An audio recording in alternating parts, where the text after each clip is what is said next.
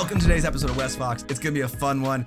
We have a lot of little stories to talk about and a really fun one to talk at the end because our brother here, he is not yet, Shepard has not yet seen the last episode of Doctor Who. He doesn't know yet the virgin. Story. And yes, and it's going to be epic. So I have brought out a delicious bottle of sake to celebrate. Southhound has also pulled out a Hennessy Master Blend #1. And we sent out Shepard to grab his beverage of choice. Swill. A 12-year Scotch whiskey Cardhu. That I gave you? I think you said. It was something you gave me there, Fox. I apologize. It was You're the worst. I got when I was 21 years old and I didn't know what to buy. So, story of how much I can. $18? I'm sure it's a great whiskey. No, it's probably 30. But I'll tell you like how much I love Star Trek. So Scotty always had scotch in Star Trek. So the first alcoholic beverage I bought when I was 21 was a bottle of scotch. And I never drink a thing. I never drink a drop of alcohol in my life. And I drank some scotch, and it was not a great experience at the first drink. And it wasn't a great scotch either. It wasn't a bad one, but it was the one with the deer on the bottle. The deer. Oh, Glenfiddich. Yeah, Glenfiddich. Not a good starting choice, at least for me personally. Not a great starting choice for a scotch. And that was not a fun night. I mean, I didn't really get enough to have beyond. I got a sip down, and I was like, oh my god, this is not. I wish I could have seen that. You're like. Yeah. So anyway, we have a lot of fun stories to talk about today. I'm excited. Like I said, I'm super excited because it's a party. It's a party of hilarity, really. Is why it is. And we start out with our first one, which is, okay, so for me, and I think everyone in this group here, the three of us, Star Wars, The Rise of Skywalker is an objectively bad movie. Bad editing. Correct. Bad story. Not great acting. Bad adherence to lore and past movies, and obviously there's a lot of reason that due to Last Jedi, and it's hilarious. It's a character from Star Trek. Lore, the lore of the story. So the end of the movie had I don't know if it's even controversial because no one really cared other than a small group, but there was a kiss between Kylo Ren and Rey, and at this point, almost 3 months later after the movie came out, I think everyone was pretty much like, okay, it happened. They kissed because, reasons. So it turns out that the kiss that, we all just went, okay, there's a romantic kiss there. Turns out it's platonic, kind of like that Finn and Rose Tico kiss. Lots of platonic kisses in the movies. And so it turns out that the kiss was not romantic. And that it was just because they were in the moment together. And you can find these articles online. I'm showing you the article that talks about it. Again, it's just hilarious to me. I literally shared it with my brothers the moment I saw this because I was just like, why? It's just hilarious. I mean, what's your guys' gut reaction on it? Your quick hot take. I felt that they had two small camps that they had to consider. One was the Raylos, the insane mentally ill shipping Twitter mom that's attached to that, or the other side of the argument, which was why would you connect a terrible relationship and with the whole Me Too movement and toxic males, why would you then have these two people have a quick romantic moment when he's been nothing but a destructive abuser, blah, blah, blah, blah, blah. And I felt that I think Disney decided which brand was more important to protect for their image, and they decided to retcon their own retcon, which never belonged there in the first place, and say, oh, no, that wasn't romance because we don't want to talk about abusive relationships. It was a kiss of congeniality and friendship and redemption and gratitude. Because as we all know, all of us here give gratitude kisses to the opposite sex all the time. No one gets offended by that. On the lips, passionately, while sweating and near death. All of us do it. We can't say we don't. So come on, guys. Why is this even a big deal? It's the norm, man. It's the norm. I don't want to lose my job. So no, I don't. No, never.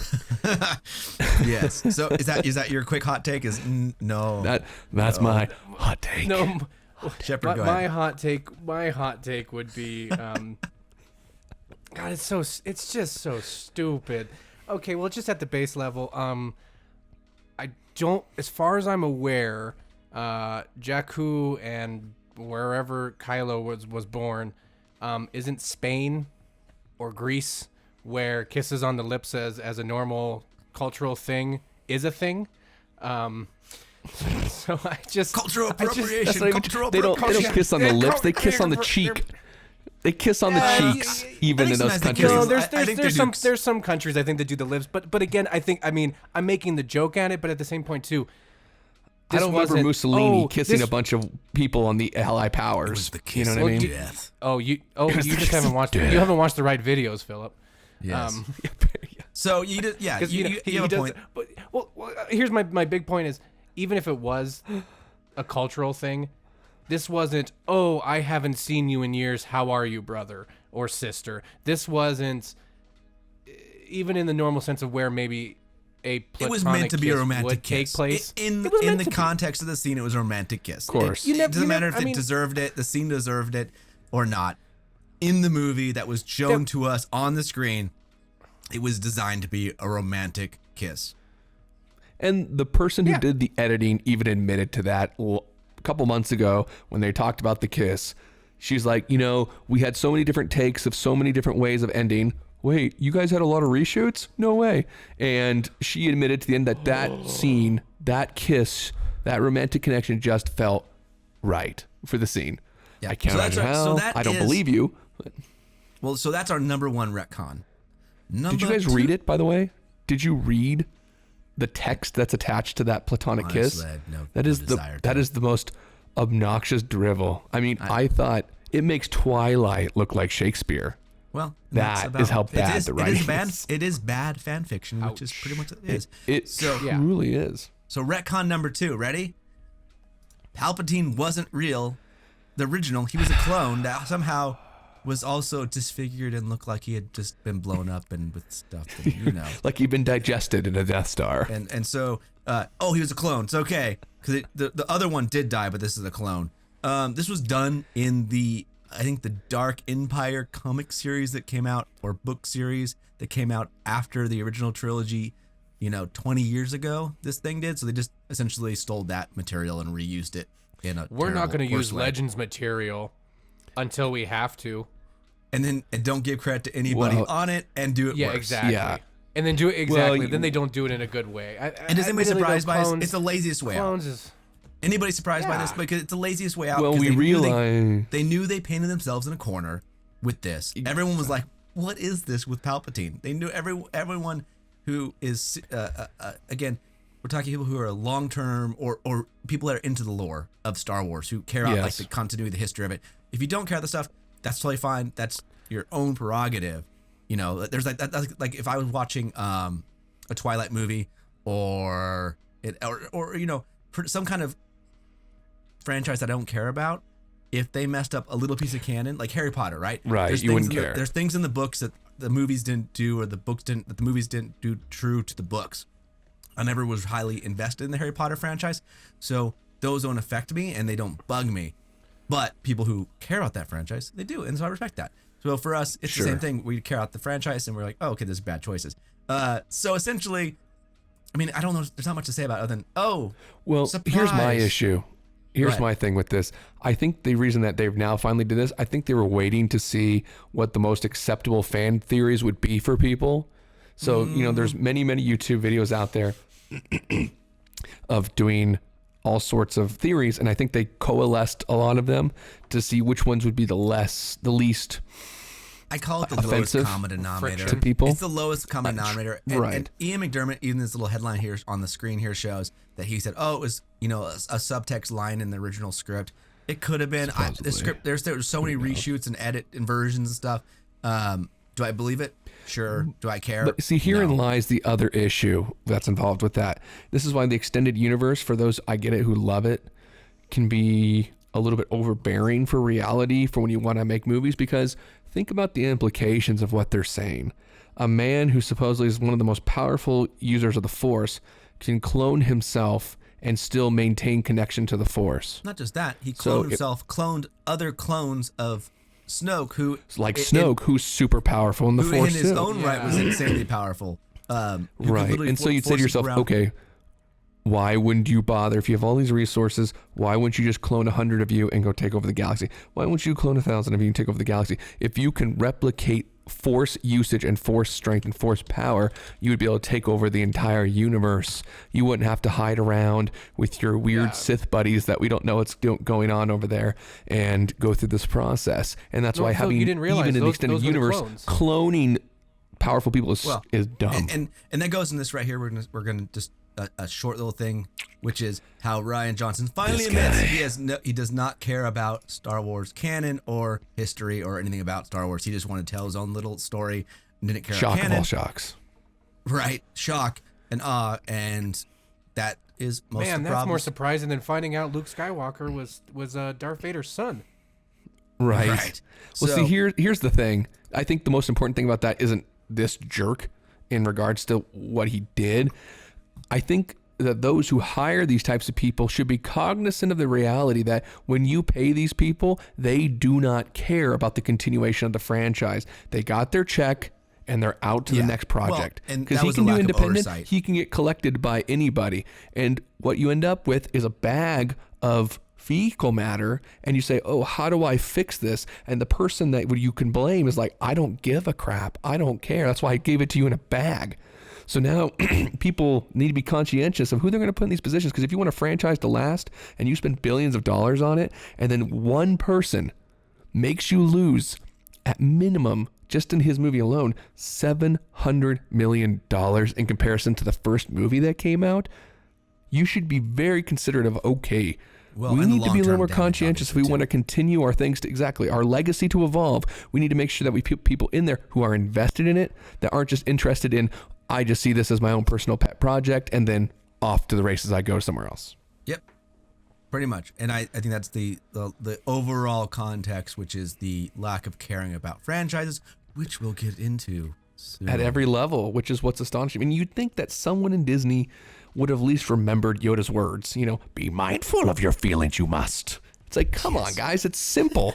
Just make a plan. Yeah, so again, so the next part of Star Wars, again, that's why we're on a slight Star Wars mini stories, which is the High Republic, which no one cares about. It's dumb. It's a waste of time. It's about making fake stories to hopefully, their entire goal, which is stated, like this is their stated goal, which is to put out a ton of little stories and see what floats. It is literally designed to throwing mud against the wall and see what sticks. That's their approach. And it is political and without any consequence to canon as they possibly can.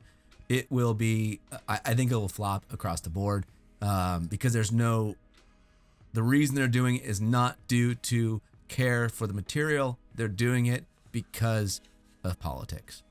And not just politics, they've already said it. Literally in their whiteboard breakdown, it was like politics. That was half that's what it felt like. They're like, right. Politics. Diversity in politics. Insert no war, modern politics here. Seriously. You didn't see the whiteboard? And they made a huge mistake. What's that?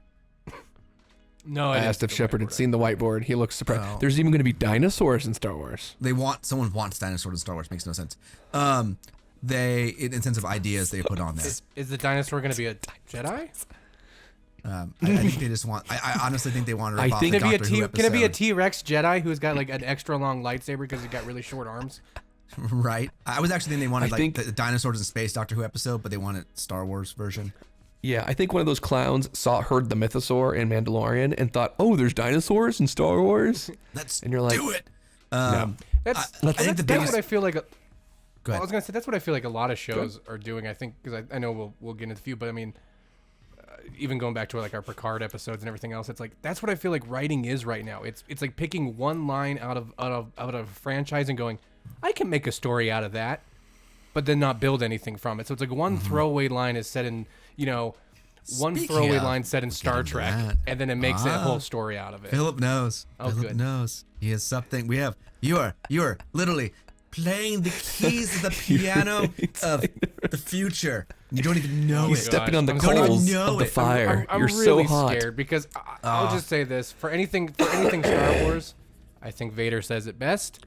I find their lack of faith of anything disturbing. Yes. So, I would say my biggest note on the High Republic is I think it's a mistake timeline-wise. 200 years before the 200 years before the events. I know, right? 200 years before the events of the original trilogy or original prequels. I think 200 years before that. I think it was a big mistake. Yeah. I think if they were doing anything, I'd say they should go 1,000 years in the future and just start fresh. Yep. I think putting it so close, they're going to tie in things that don't even tied in. They just want to bring Yoda back into it somehow. I guarantee they'll have Yoda in this and somehow in some cameos. I don't think he'll get taught by a woman. He's going to get taught by a woman, and the most powerful Force user, Yoda, will actually have been taught by a woman who was way better than him and died to save him. That's what's going to happen. Wouldn't surprise me. So I think that's the whole point behind it. I don't think it's creative driven. I don't think there's a good reason for it. And that's all I have to say on that. Like I said, it's a quick hot take. We don't know what's going to happen. And honestly, I don't think it's going to last long. I think with the changeover of Bob Iger leaving Disney as CEO, which we'll see how that goes, because he left. It was an interesting thing is he left being CEO, but he didn't leave the company. And there was a part of it that said he wanted to be involved more on the creative side, which to me was weird because he never was tied into the creative on any level. So I don't know. So my thought is that what I could see him doing, and so we don't know yet, because the whole Lucasfilm section is pretty unknown. You know, there seems like a big power struggle there. So my only thought is that he wants to dive into the Lucasfilm section and be involved in that. Is my thought, because I think he's tired of Kathleen Kennedy. But what's interesting is they want, what's his name? Kevin Feige. Kevin Feige wants to do a Star Wars movie. There's always want to do Star Wars movies. So I feel like there might be a power struggle going on there, and he wanted to be more involved in the creative side, which again, he's never been involved in that from what I know. Well, supposedly wouldn't that be a step down in a sense?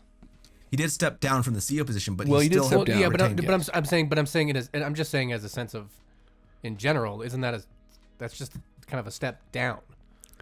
Dude, he's got so much money, it doesn't matter. Yeah, I mean, he's it doesn't matter what position you're in at that point. When you're a chairman, he's still chairman. Yeah, he's still chairman of the board. He hasn't stepped down from really. What he's doing is changing his authority hat to being something that would be technically, structurally in the company more useful. And apparently, in his books, he has always been interested in the artistic side, and that's why he's done what he's done. It'll be interesting because I've seen two different takes of it. I've seen the take that he's going for a more creative side, and I've also seen the take of it that it looks like he was ousted from the position, but they didn't want to publicly do it, kind of like they did to John Lasseter. Possible. Not John Lasseter. Who was the guy that worked in Pixar?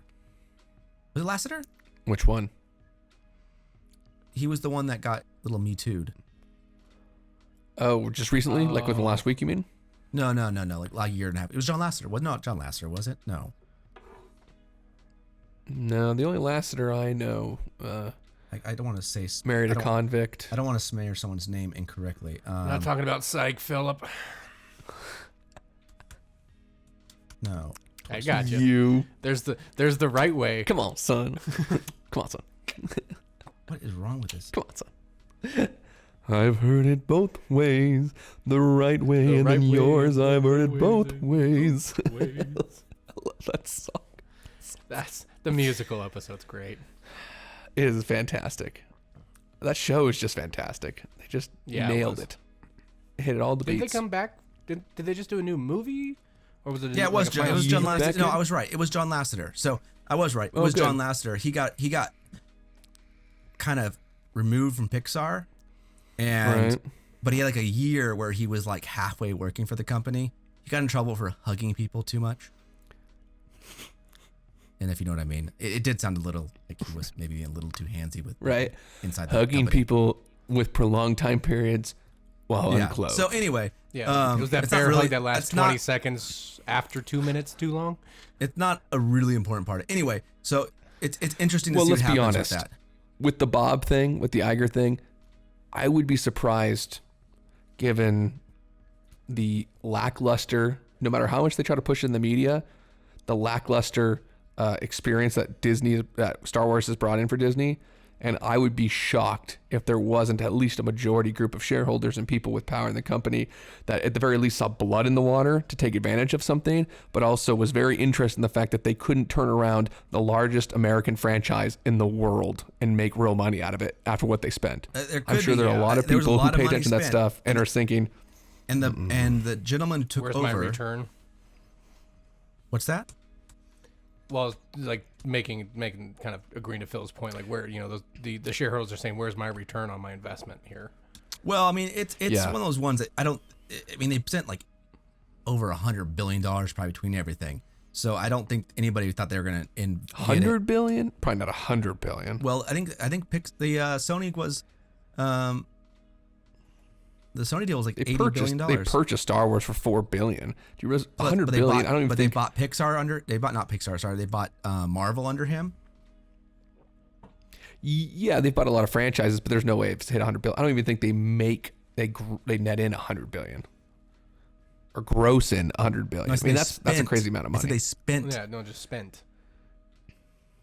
Yeah, I'm saying I don't think they spent $100 billion Yeah. to purchase IPs. They spent, Philip, the Fox acquisition. How much was Fox? How much did that cost? I told you it was almost $80 billion. It was $71.3 billion. Yeah, but that's not okay. You're talking about the network though, not the IPs. Yeah, When you said IPs, I was thinking Star Wars. I'm thinking the Marvel universe. I'm thinking some of those ancillary ones they purchased. You're talking about purchasing basically an entire network. That's what they spent. My point is they spent billions of dollars. They're not going to make that money back anytime soon. It's going to take a decade, at least, and it's going to take a competent decade, of which they've blown up. They've destroyed 5 years. Yeah, and so that's probably why that's why a lot of people theory that Bob Chapek has taken over Bob Iger. He's a big like financial penny pincher guy, from what I've read. That's why needs to be done. That's why a lot of people think they came in there and tighten some screws. Well, because I mean, like I can even imagine for myself. I doubt that this new phase of like Marvel. Oh, just leave. I guess. Hey, Shepard, do you have any ideas? Yeah, let me. They're clearly not important. I know they're clearly not important enough to listen to. So I'm just gonna scoot real fast and then come back. Yeah, let me just get through it. I did. I had to go fix something. See, I thought my thing was dead, so I'm like, darn it, my batteries are dead, and my Sonic. There's a pill for that. What a jerk. So I'll have to go back in time and. All right. Is that the War Doctors one? Yes. No. No. It's not the War Doctors. No, I not have the War Sorry, Doctors. I thought you said fourth Doctor. I don't know. Wasn't his red the War Doctor too? I don't know. I don't think so. The War Doctors doesn't have that top little spinning nodule. Okay. It's just the red. So, light. That's right. Moving on to the final topic, the most Or we important can go ahead topic. and have the good one. You do have the good one. So the most important topic, Yes. and it is a bit of a show, because the good days. So Should I get mine? I would get mine, but I've intentionally put it away because I want to remember the brighter days. the brighter days. So I the need to show- pour I mean, my. you know, pour my scanning. drink. I was never a Scanning. big. While you're doing that, Scanning. while you're pouring, I was never man, a I feel something giant bad's about to happen. Doctor Who. I was never a giant Doctor Who fan. I enjoy stories first, and I'm not willing to suffer through stuff just because I may have enjoyed something. The first season of Capaldi was so bad. Oh no, I mean, the last all half quality was bad. of to be Smith honest. It was really bad. was getting a little bad, and Clara was just trash, except for on 2 episodes before she became the Clara that we all know. In Asylum of the Daleks and whatever the winter special was, she was the character she should have always been. And then they freaking, oh my gosh, 180 I thought she degrees was okay her. with Matt Smith. I know that she gets a lot of hate. I thought she was fine with Matt Smith. I thought their dynamic worked. Her and Capaldi. I think you need to did not rewatch work. it. Her and Capaldi her did and not work. Capaldi's- But Which is sad because a lot of people say that it was Capaldi's fault. I think Capaldi was playing a great doctor. Oh, I think he was doing a bang up job. It was the writing, 100% the writing, 100% the writing. So, cheers! Raise your glasses, please, all 3 of us. And A toast to the toast to the doctors that death. came before. well, and to the death of Doctor Who. It is a sad day, Quite literally. and it is literally the death of Doctor Who. So, cheers. Cheers. Cheers. And now we must celebrate the goodness of all the previous seasons 1 through 7 are amazing. If you have not seen Doctor Who, watch those seasons and then stop there. Don't waste your time after that. So, Seriously, don't do So it. Christopher, what would you think if I told you that the Doctor is not Gallifreyan? I tell you to get out of here with your bolt. What if I told you? GTFO. What if I told Get you? What if I told you that the Time Lord stole the power of regeneration? What? What? No. What if I Are you told kidding you- me? Is that what the what- Ruth's supposed to? Oh. No. Forget Ruth. That's not even. That not even matter now. No, that's What irrelevant. if I told you that there was once a little girl that appeared to a woman out of nowhere through a magic portal, and she raised her like a daughter, like her own flesh and For a blood, day. till one day, A day. until one day she fell off a cliff and died, but then magically regenerated. And then this woman strapped that daughter to a table and killed her over and over and over again to figure out how she can use and take the power of regeneration from this girl. And now, boy/girl throughout multiple different forms of regeneration that we've seen, dozens, maybe Black girl, hundreds, Asian thousands, girl, little white boy, black every boy, color, Asian every boy, yeah. ethnicity ever existed. every creed. Then what if I said that she eventually figured out how to steal the power of generation and became the first Time Lord, and then created a secret Dark Order to run all this? What would you say to that? Distribute the regenerations, and then they're so cool that they've intentionally gone on their way to limit it Yes, for also. Time Lords, So which what would doesn't you, make what any would sense you either. say to that? Wait! I need to cut to your screen. Okay, Christopher. What do you think of that? That hurts. That's. So wait, and I'm assuming then you're saying that Jodie Whittaker's Doctor is that young girl? Yes. Oh yes. Sorry. The sum it all Well- up. That young girl that was murdered possibly thousands of times over and is infinitely immortal is the Doctor. I can't say what I want to say on YouTube or the actions I want to make. Right. Yeah. That's fair enough. That's. Are you kidding me? No. So no, wait. that- So No. the Gallifreyans. So Time Lords. So there's so pretty much time. Okay, there's Gallifreyans, and then they actually become what is more really Time Lords because of Jodie Whittaker's Doctor dying millions of times, and then Actually, they're someone called figuring out the something else power first, Yeah. which is even funnier. They're actually a different species before this scientist chick collects the Doctor, who isn't really Gallifreyan or another species, torments another it to dimension. keep regenerating to learn about it. What was that? She's from another dimension. Yeah, and somehow. Well, the Doctor was left outside the door of another dimension. It's like knock knock, ding dong, dump the child and So- run away. And it's like, it went from outside to inside. That's what's left for some other universe supposedly. Tortures the child, somehow is able to extract the ability to regenerate, distributes it so that she's like, now we shall be Gallifreyans and now we shall be Time Lords. And now we you know stole why it from the so-called I timeless removed child. the hat of the great Matt Smith, Doctor, as a sacrifice. I'm sorry. hopefully. So like you said, I haven't seen anything on here. So, but here's one thing I know it's hard to wrap your brain about. Honestly, I get where you're coming at because it is the most. Well, I'm confused how there's articles out there saying, is this then really is this really canon breaking? Yes, it is. Oh no! Here's my favorite. Here's my favorite. Someone brought up, and I was like, "Oh, that's really good." Like, are you Chill, freaking chill, kidding stick. me? So, do you want to know something then?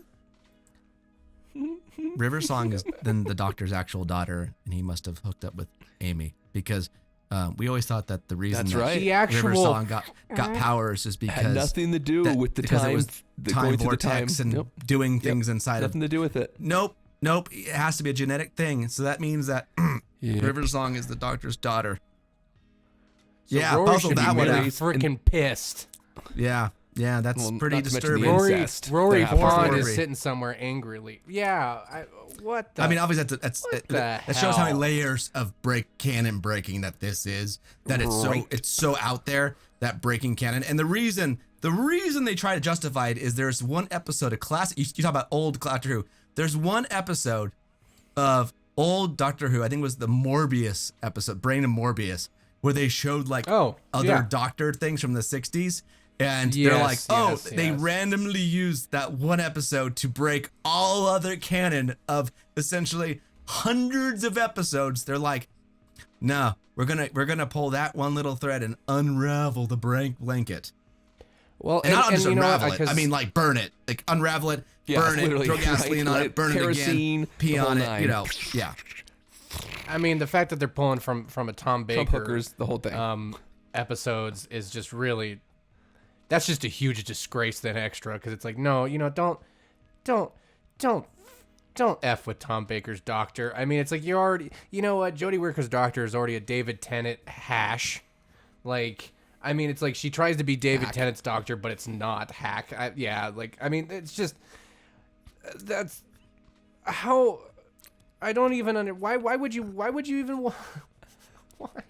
Just why? Yeah, no, I said it doesn't make sense. And just so you know, the Master's the one that told her all this. It doesn't have to.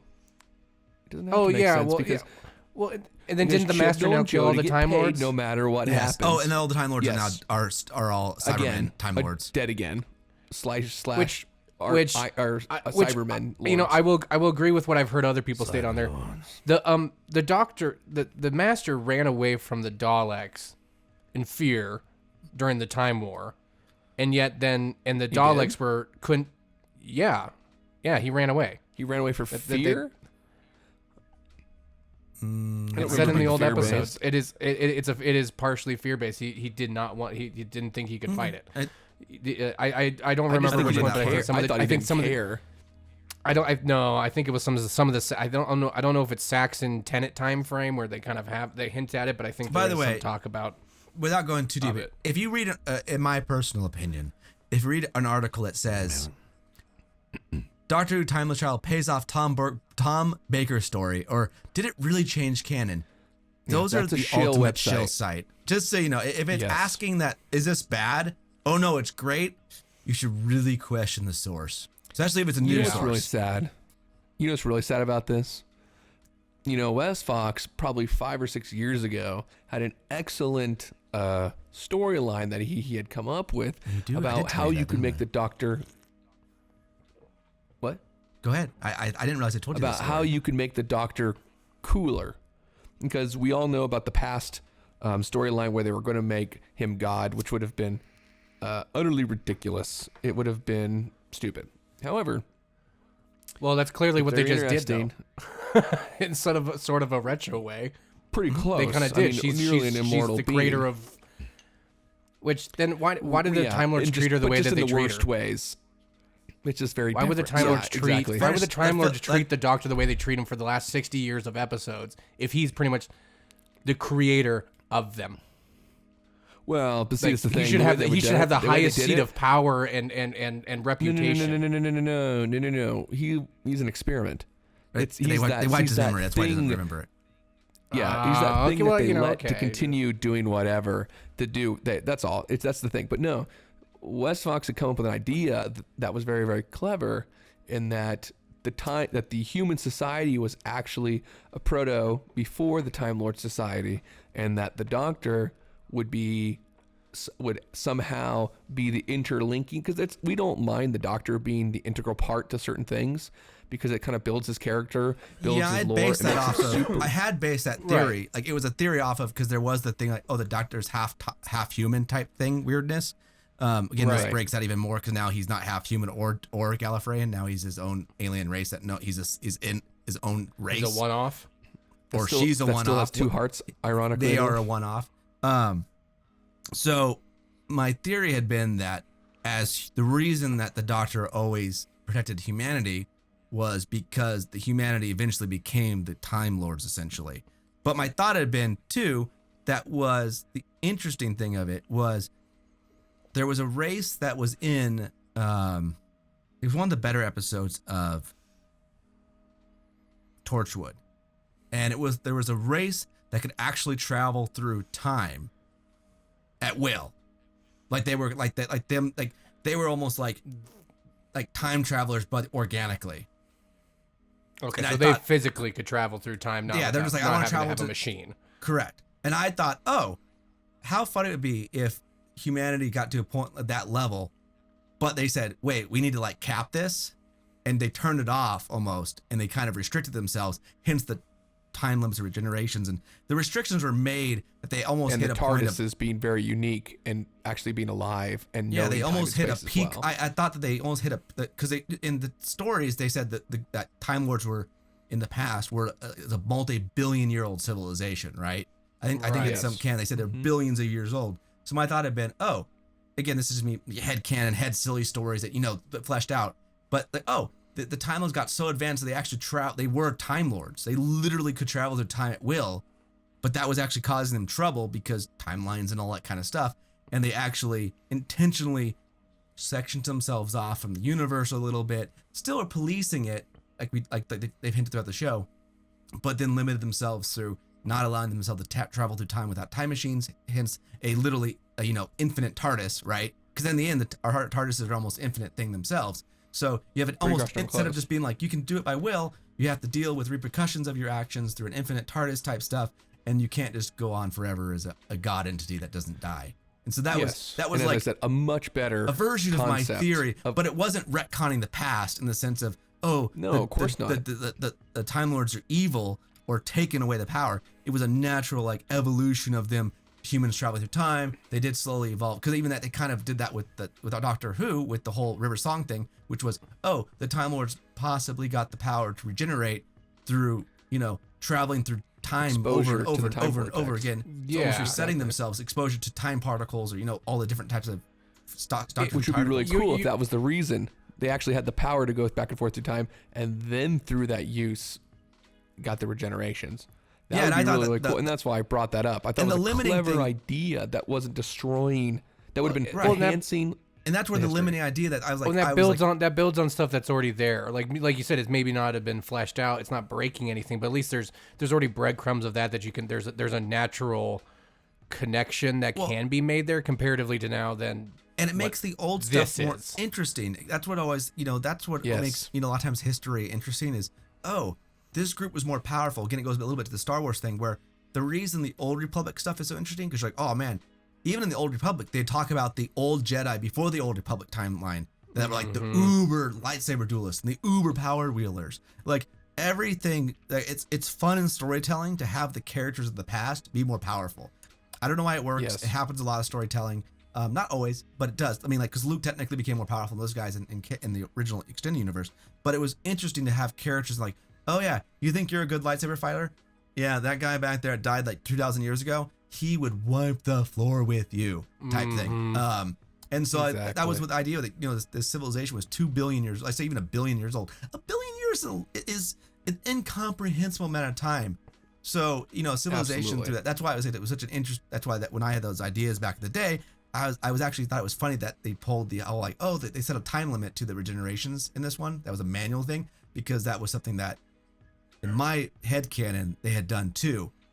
They had put that limit because of reasons, which they kind of did in story in the past. It was designed so that like They did. In You Old couldn't- Who, they actually delved into that. They did a little bit. I think it was so you couldn't be rogue. I think it was so you couldn't just go full rogue forever, and they could be like, yeah, if you've gone crazy for this long and you never came back to planet or Gallifrey, you'll just die off eventually. Versus the infinite, keep just running and hiding from the Time Lord type thing. Again, like I said, this episode Sure. breaks canon so hard, and it doesn't even just break canon. Like I said, I don't think there's, as far as I know, there's never been an episode of a show that kicks itself in the junk so hard, and it is literally like like in the cartoons when they have the rake on the ground and they step Sure. on it. They took a rake and then made a fulcrum that would accelerate it, and then put nails on the end all across it, and razor impaled blades, themselves. and then put like poison on it, and then jumped on it with 1,000% force. They went full Texas Smash into it. Smash. Texas Smash. United States of Smash. and hit that thing as hard as they could. And Seriously. and I don't think the show. The only thing I can see them retconning the retcon would be that the master is lying to the doctor, and but the problem with that, it's so predictable. Yeah. That it takes away from the it's such a asinine thing to put into a story that the retcon, you have to retcon it. It's like, what pisses me off about Doctor Who, especially when they try to do these crappy retcons, is a line that obviously I always enjoy that Doctor Who says, but at the same point, it's like you can't just pull that out of your ass when you want to change something. The Doctor always lies.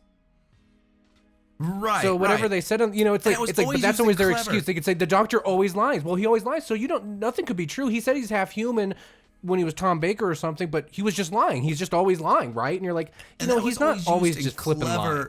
Clever way, and that was always, especially with Matt Smith. I felt like Matt Smith was the liar, right? That was used mostly was the Matt Smith Doctor. And yeah, it was used in clever. It was used in clever ways because it was more about him knowing. He's like, I can't tell you what I know, so I'm gonna breadcrumb it to you. And I'm like, exactly. Like the scene that was so good, and this is where Moffat, I know people give Moffat a lot of critique, and you know what they said, that the Capaldi era was bad for Moffat. It was not good storytelling. Like it was just he was burnt out. But I remember the episode it's when they're fighting, when they're with River Song on the ship that crashed on the planet, and the angels are chasing them, right? Byzantium. Yes, and there's the scene where Amy has to close her eyes because the longer her eyes are open, the faster she'll turn into, or it'll start to record, right? The countdown. Angel will kill her, essentially. Come out of her, kill her type thing. So that scene where she's hiding, and then someone like the doctor comes up to her and says, blah, blah, blah, blah, blah, blah, blah, blah. Yeah. And then all of a sudden leaves, and then the doctor comes back, and that first time you watch it, you're like, that was weird. Yeah. And then when you watch it, what's it like? Is it a season later? I can't remember. Was it the next season, or was it the finale for that season? I think it was the end of that season, because that's when they closed the rift. Or maybe it is 2 seasons. I think it was 2 seasons. I think it is 2. I think it's 2 seasons because there's a different season ending. It's been a while since I watched that one. Because isn't the first season ending Pandorica, and then I think it's the next season that's the time rift. Maybe. So the Pandorica happens. It was a big enough or is that chunk during of time. That's the same stuff. Well, yeah, but either way, it was a big enough chunk of time that when you see that again and you get to watch it from the other perspective, you're like, what? Oh my God! Like that was right. You go back. Well, you know what I love? Oh, it's true.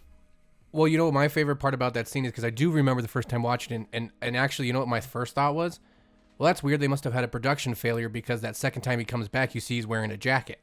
You don't see the whole jacket, but you see the sleeve, and it's his plaid jacket. And originally I went, they must have done that scene later. Until then, then the end of the season when you go and you go, and that is the biggest. And here's one I'll say, it's the biggest difference, and one of the biggest mistakes they've made with the Doctor since Matt Smith is, man, both the David Tennant Doctor, well, actually, the first 3 Doctors of the New Who, they cared about their freaking people around them. They cared about people in general.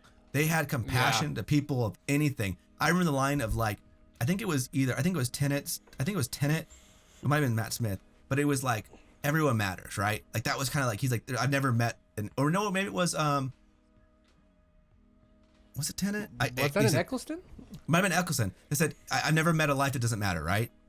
And then now you have the new, both Capaldi and especially current Doctor, they don't do that. Like they do not care about their people around. They don't care about the life in the same way. Like that was what made the Doctor so awesome as a character. He really, like, Capaldi had 1 or 2 episodes and 1 or 2 lines where he did it, but like not like Matt Smith ever. Like Matt Smith, man, like you felt like when he was comforting Amy, or when he was comforting those characters in their situations, You felt like from the audience perspective that this guy cares about these people. Like you're like, I want that guy batting for me if this comes to it, right? If you're like, if you were like, pick the doctors you want in your ring, I'd be like, Matt Smith, David Tennant.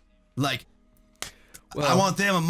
If you want those two in your ring, like you're gonna have a. Go ahead. There's the famous Tennant line, right? I'm sorry. I'm so sorry.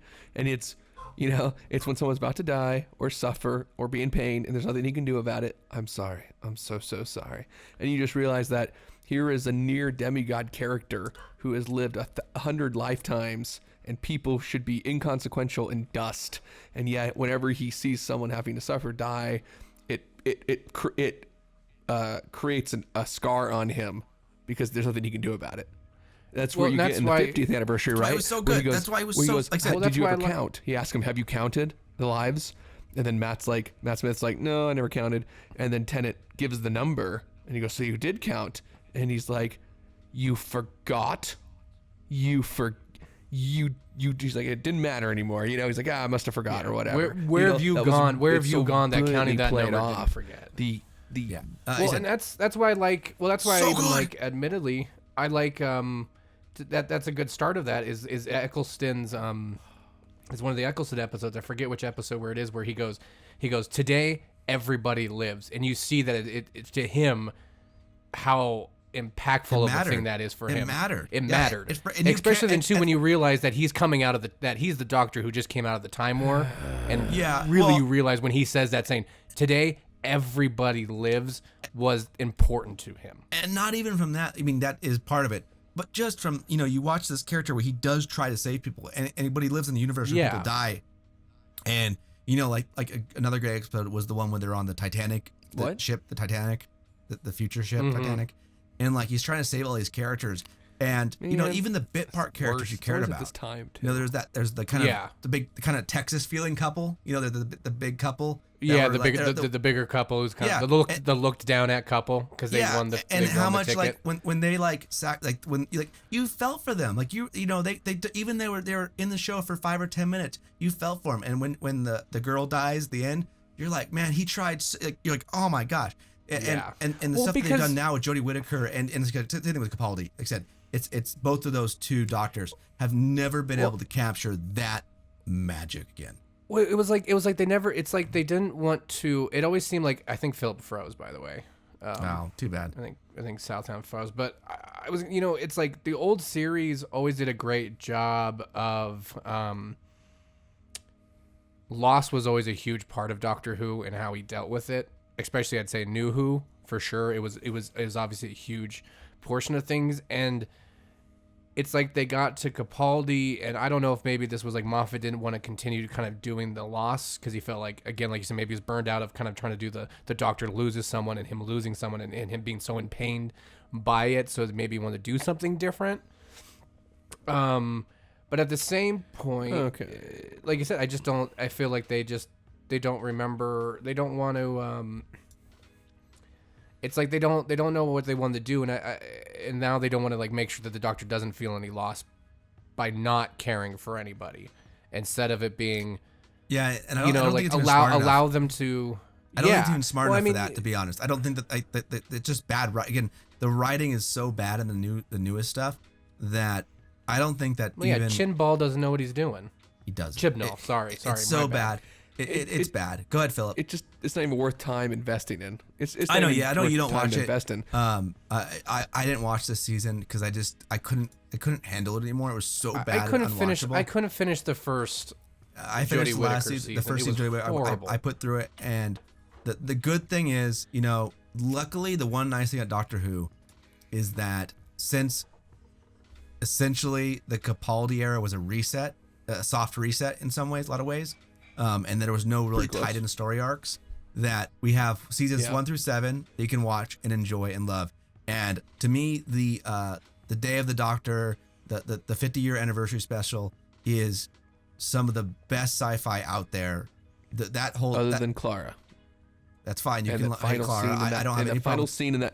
But no, it's not just hating Clara. It's the fact that she is the one who basically saves Gallifrey, don't pushing the button. I hated that. That was crappy writing. They brought up to the precipice of interesting, and then it was like we couldn't figure out how to finish it. I thought it was really good.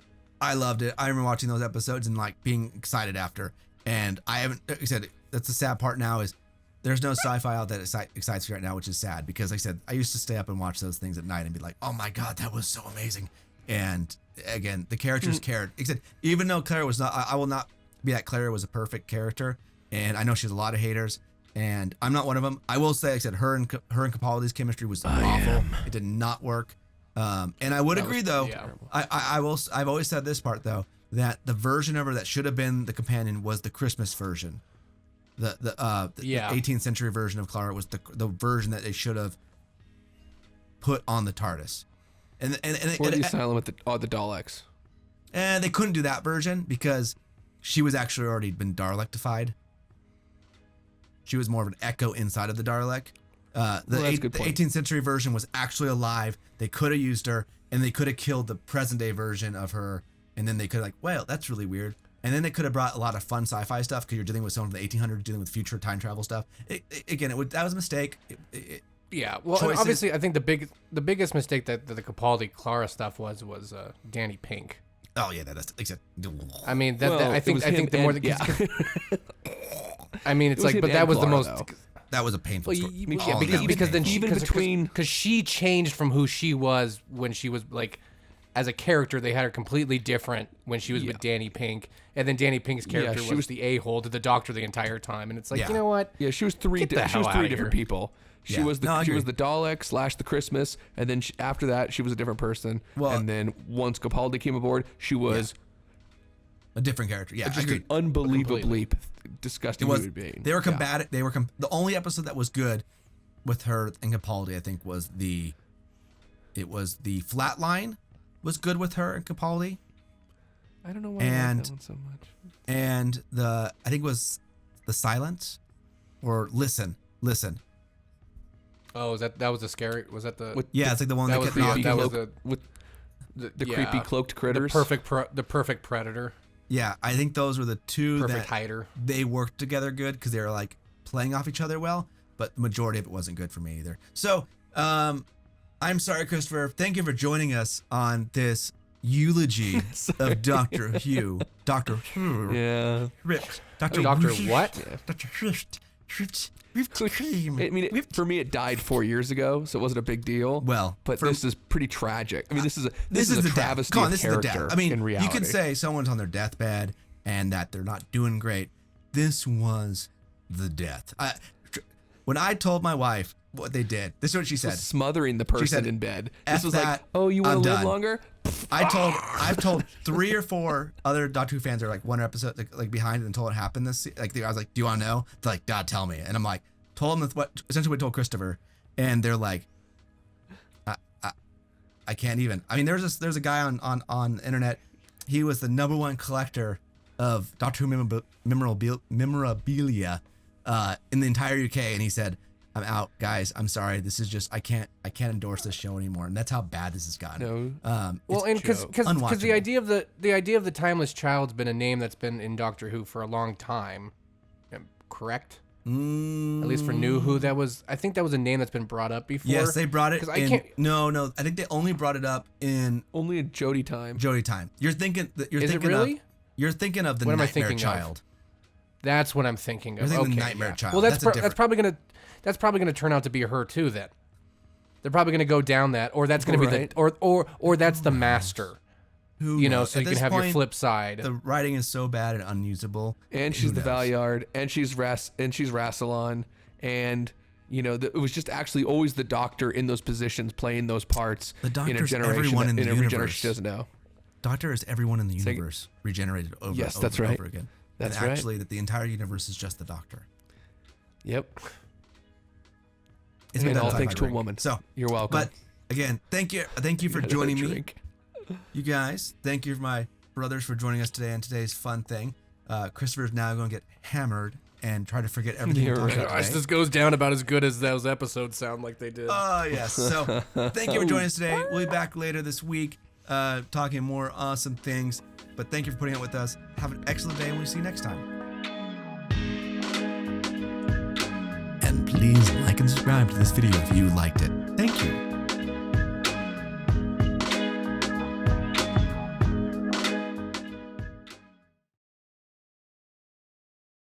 So, Well, Mike. we'll start this Why, over. thank you. We'll start this over. Vocally. So, ready? Let's do an actual start. Ready? All right, let's go for it. All right. Welcome to Westfox. if you're going to give it that... Sorry, I thought we were going to do a clap. I apologize. No, you didn't stop recording, did you?